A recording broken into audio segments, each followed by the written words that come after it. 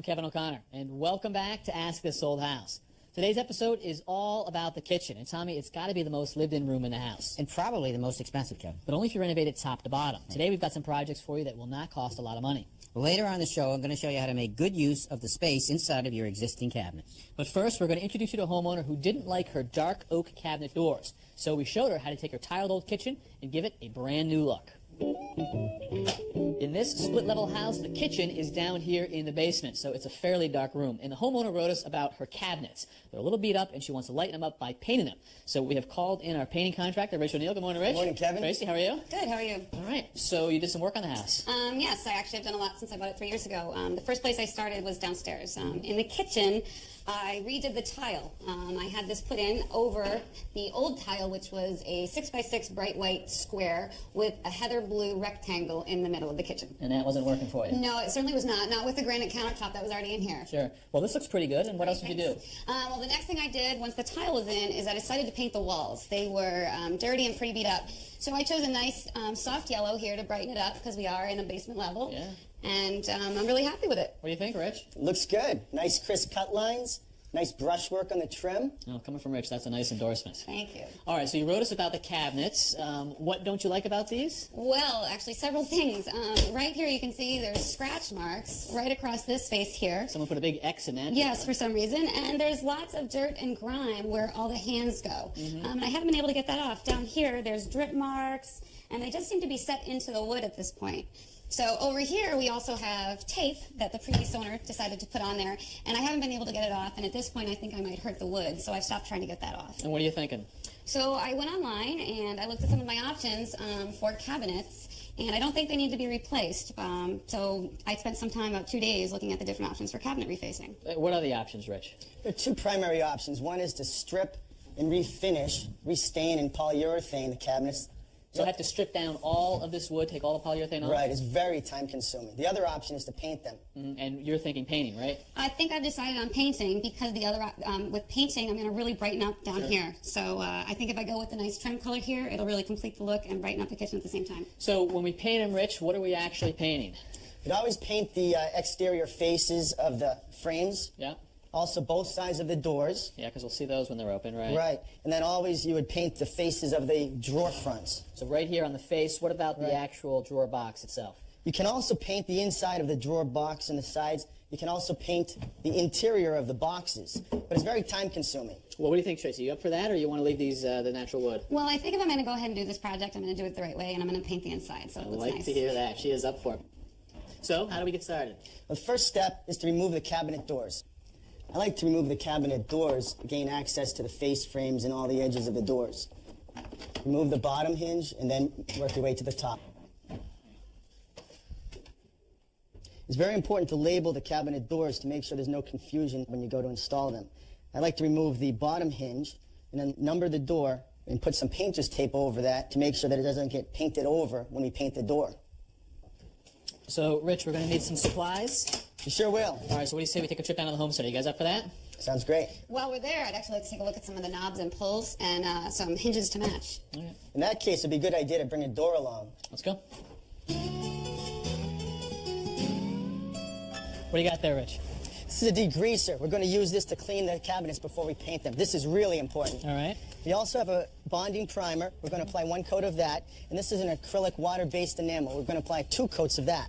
Actually, that was one of my biggest questions, is whether or not I should use an oil-based or a water-based paint for the cabinets. Why are we going with a water-based paint? Well, for your kitchen, I'd recommend a water-based paint because it'll have better color retention, fewer solvents, and it will clean up nice and easy. Oh, great. But don't people like oil because it gives you a harder finish, and that's got to be important with kitchen cabinets? Well, that's true, but oil-based paint has a lot of solvent in it, and it yellows and changes color very quickly. So my solution to that is to use a water-based polyurethane over the paint. We apply 2 coats of that, and it gives a nice, durable, beautiful-looking finish. So now we're up to 5 coats, 1 primer, 2 top, 2 poly. That's a lot of coats. Yeah, it is a lot of work, but the durability and the appearance are well worth it. All right, you got some good-looking cabinets. I hope so. So I got brushes, and they were synthetic or natural. Yeah, we'll go with the synthetic because a natural bristle brush will swell and become floppy when used with water-based paint. All right, so those are in there, and then they got tack cloths as well? Yeah, that's great. and it's important to make sure that you get dry tack cloths when used with water-based paint, All right. so that it doesn't leave an oily residue on the surface that could cause adhesion problems. So you say dry, we've got the sandpaper, we've got the buckets, so all that's left is hardware for you? Yep. And we got to get this mixed. You have a color? I do. I have a swatch here, and my trim color that I'm going to use is right there. All right, we'll mix you good hardware. We'll see you at the checkout. Okay. Before we paint anything, it's very important to degrease all the surfaces that we're going to paint. So spray some of the cleaner onto a clean cloth and scrub the surface to remove all of the grease and oil so that the paint will stick really well to the surface. Using a palm sander, we sand the surface with 100 grit paper to abrade the surface and give it some tooth so that the primer will adhere to it really well. I like to use a palm sander because it's fast and it does a really thorough job. For the moldings, I fold the sandpaper over and use the crease to get into the edge where the panel and the moldings come together.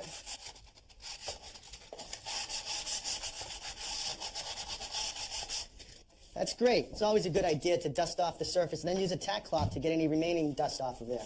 So Rich, we've got ourselves a clean door here. Are we ready for our first coat of primer? That's right. All right, what are we using? We're using acrylic bonding primer to make sure that it grabs onto the polyurethane surface real well. And you've got a bucket here with a liner. We'd like to see that. That's right. I like to use a pot liner to keep the paint clean, prevent debris from getting into the gallon can, and also so that I can tap off my brush after I dip it. All right, let's get to it. Actually, why don't we have Tracy do it? Great idea. Here you go, Tracy. You have the brush. What you want to do is dip the brush and tap it on the side of the Both pot sides. liner. Both Yeah, sides. both sides, that's right. And then bring the brush to your surface, starting at the moldings, at the edge of the panels. You want to paint all of the moldings, and then paint the field of the flat panel. This is the field. That's right. You want to work in 2 steps. Get the paint on there first for coverage, and then smooth it out to make it look nice and catch any drips or runs. That's great. Let me show you how to paint the field of the panel. Thank you. I dip the brush, tap it on both sides, and bring it to the surface, and just get the product on there for coverage. Not too worried about how it looks at this point. That's right. We'll get the paint on there, and then, with a fairly dry brush, we'll smooth it off and remove any of the runs and sags.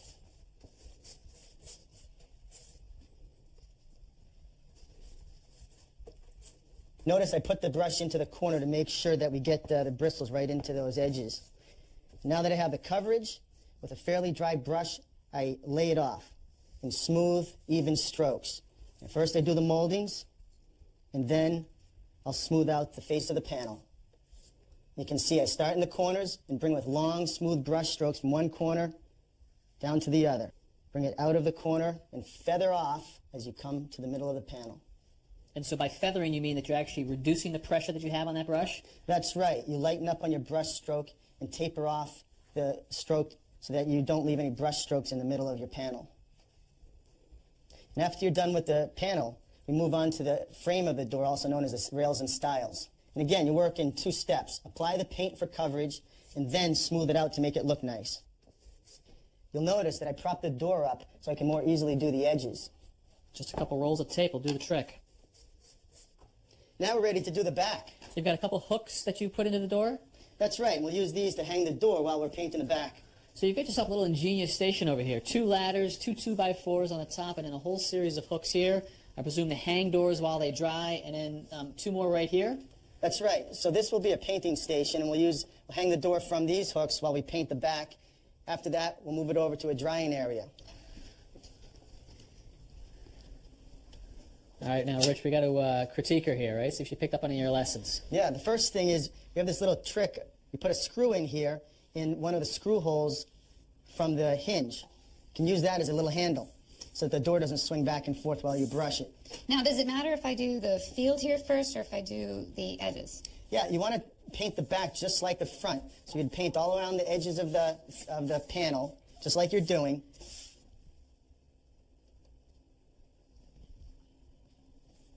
Painting the door while it's hanging like this and holding on to the screw as a handle is actually a little bit more difficult than painting it horizontally on the table. But if you laid it flat on the table, you'd have to wait for each side to dry, and it'd probably slow the whole process down. Exactly. Looks good. So time for the drying rack? That's right. And you've got the hooks here. Are these on the top of the door? Yes, we put them on the top of the door for the upper cabinets. That way they're into what we call the blind side. I can't see them up high, and then on the lower cabinets, you probably put the hooks in the bottom. That's right. All right, so we've got about 15 more doors to do, right? That's right. And we're going to have what on them? A prime coat, 2 coats of paint, and 2 coats of water-based polyurethane. All right, that is a lot of work left. We're not going to stick around for the whole job. Are you up for the task? Absolutely. All right, well, we'll check back in with you and see how it looks. Okay, great. Thanks for your help. Okay, Rich and Kevin, you came all the way out here. Rich, you're supposed to be the professional, and you did 1 door for me. So I guess I'm left to the rest, and I'll show you what a girl can really do. Finally. Goodbye, old hinges. Let's get degreasing. This is pretty dirty. It's a good thing I'm tall.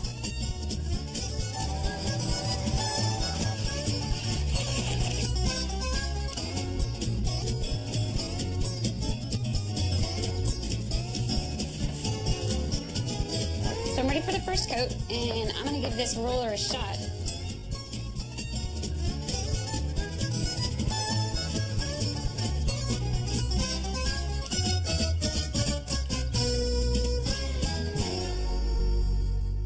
A few weeks ago when we left Tracy, we put her to work and we wished her luck. Let's see how she did. Hey there, Tracy. Hi, Kevin. Wow. So what do you think? Well, I like it. This is a far cry from those dark oak cabinets you used to have. You've got yourself a contemporary kitchen.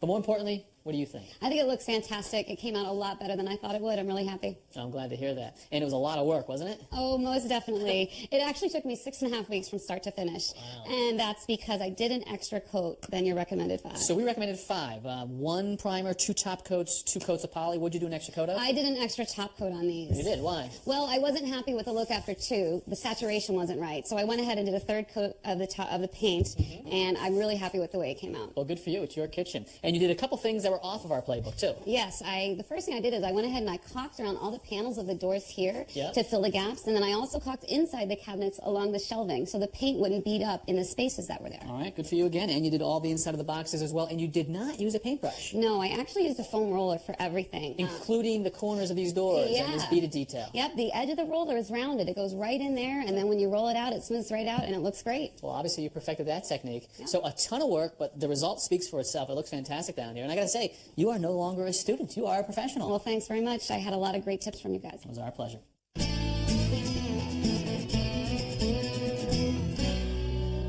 We're just outside Hartford in a little town called Bristol. And the homeowners bought this house about 5 years ago, and they spruced it up beautifully. Hello, hello. Hey, Tom. Good Hi, Tom. morning. Good morning. Hi, kids. How are you? Well, I've come to look at your kitchen, and this is a very nice kitchen. Thank Thank you. you. I'd say 50s vintage, and the cabinets are in great shape. Thanks. When we first moved in, they looked horrible. They were all dirty. We had to sand them all down, repaint everything.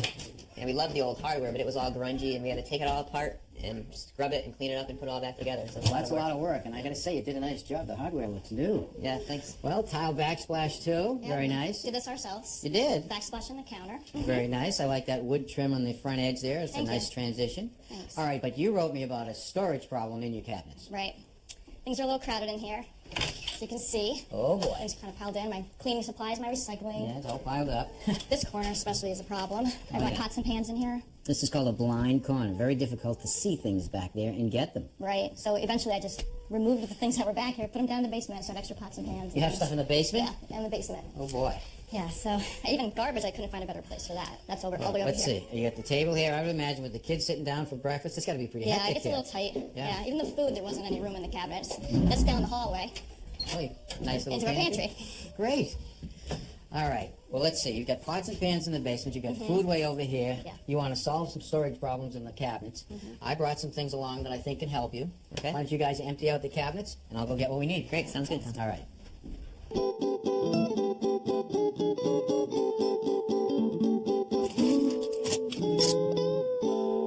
Now, Rebecca, you had a lot of clutter underneath the cabinet.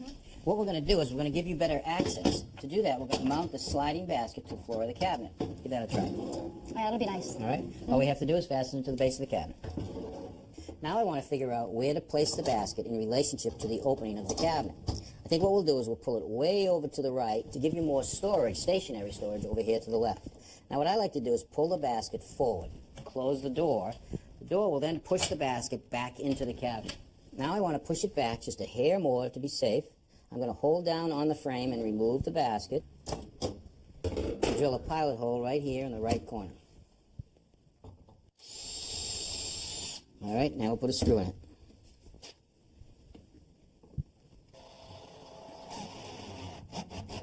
All right, now to make sure that the frame is parallel with the front of the cabinet, I'm going to measure right here where I placed the screw. I'm going to take that measurement and transfer it over here, move the frame out so I have the same measurement, hold it in place, and drill another pilot hole. All right, and put another screw in. Now that I have the frame positioned right, I can put a couple of screws in the back. All right, let's put the basket in. You can give that one a try. Oh, be nice. All right, now on this side, I've installed a basket that has an upper shelf, and that allows for the pipe here, so you get storage up top. I also moved it over to the right to give you more stationary storage between them both. That'll be great. No wasted space. Thanks. That's right. Now let's see what we can do about your trash and recycling. All right, Jason, here's a unit that's very similar to what we just installed in the other cabinets. Okay. It's got a frame and some draw slides.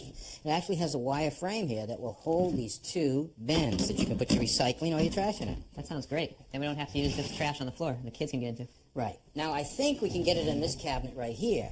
But the problem is, this cabinet has a shelf that we have to remove. Right. How you gonna do that? I'm going to take a reciprocating saw and cut right down the middle and break it out. Okay, sounds good.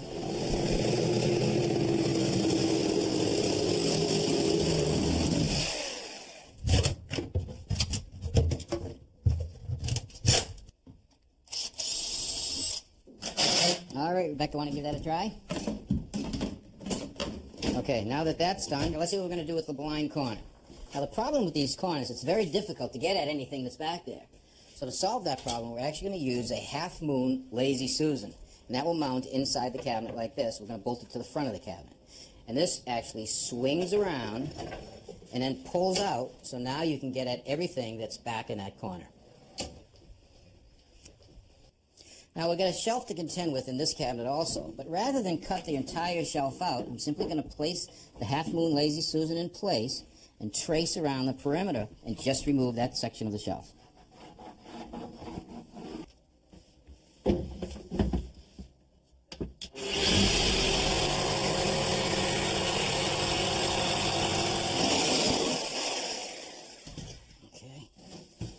Now, the half-moon Lazy Susan actually mounts to the back of the stile on the cabinet. And I actually have to mount half of this bracket right here, which is actually a hinge, to the back of the cabinet.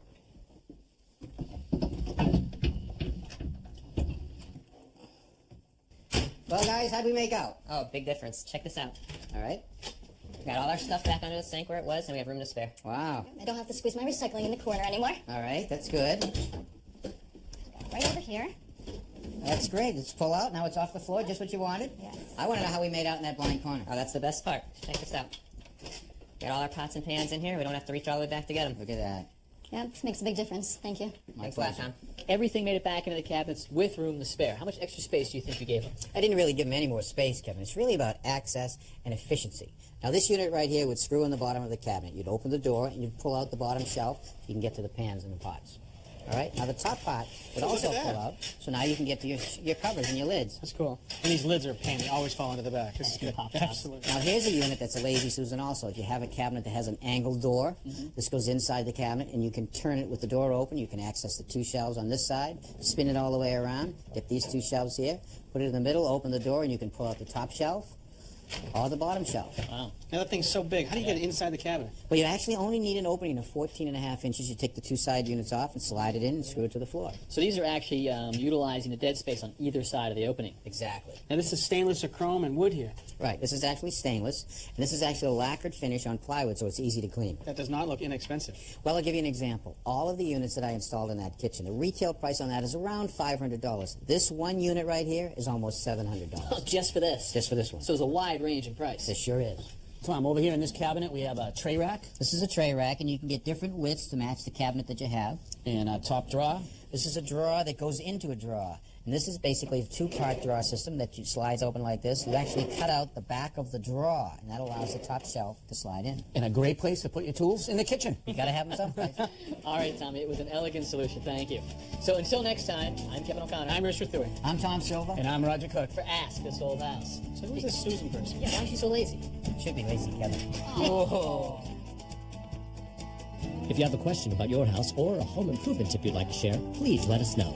Visit our website at pbs.org for expert advice, step-by-step videos, and much more.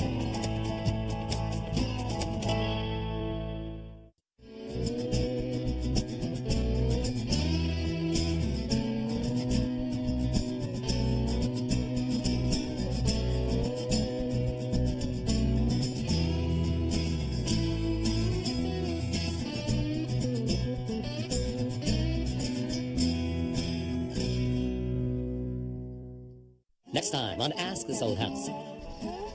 Attic? Beach. Beach. Attic. Sometimes I hate my job. That's next time. This Old House magazine, the companion to the television series, provides advice from our experts that you've come to know. You can use your credit card to order 10 monthly issues for $10 by calling 1-800-221-5900.